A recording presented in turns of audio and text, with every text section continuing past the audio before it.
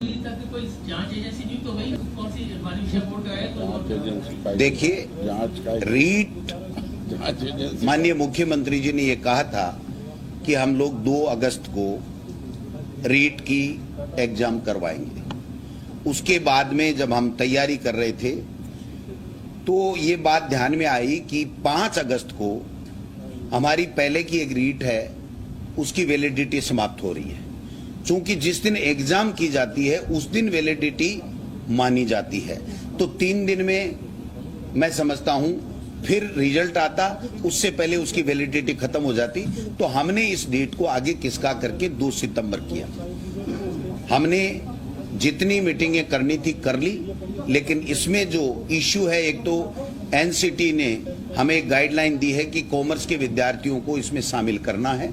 एक गाइडलाइन ये भी आई है कि जो बीएड के लोग हैं वो L1 में भी परीक्षा में भी शामिल हो सकते हैं। तो दूसरे इन चीजों के ऊपर हम लोग मीटिंग करके हमने तय किया है, उसके लिए हमें अमेंडमेंट करने पड़ेंगे। और वो अमेंडमेंट, चूंकि ये भर्ती पंचायती राज की भर्ती है, तो निश्चित रूप से पंचायती राज के साथ में बैठक करके इसके ऊपर निर्णय लिया जाता। उससे पहले ये कोरोना इस प्रकार से फैल गया कि हम लोग जब विद्यालय ही नहीं खोल पा रहे हैं तो बच्चों को किस प्रकार से हम लोग आगे बढ़ाएंगे।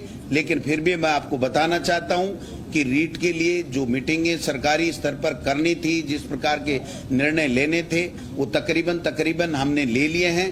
अब जो अमेंडमेंट का काम है, वो अमेंडमेंट का काम माननीय मुख्यमंत्री जी से जो अप्रूवल के बाद में उस अमेंडमेंट के लिए हमको आगे जाना है। और जो ही ये सारी प्रक्रिया पूरी हो जाएगी तो रीट की भर्ती के लिए ऐलान किया जाएगा और एग्जाम करा करके और नए शिक्षित बेरोजगारों को टीचर बनने का अवसर प्रदान हमारी सरकार के द्वारा किया जाएगा। एजेंसी तय होगी या कौन करवाएगा रीट? ये अंतिम समय में जब होता है तभी होता है। आज कोई एजेंसी तय होना नहीं होना कोई तय नहीं होता है, ये लास्ट का काम है। जब हम पैटर्न तय कर लेते हैं तो उसके बाद में एजेंसी की बात आती है।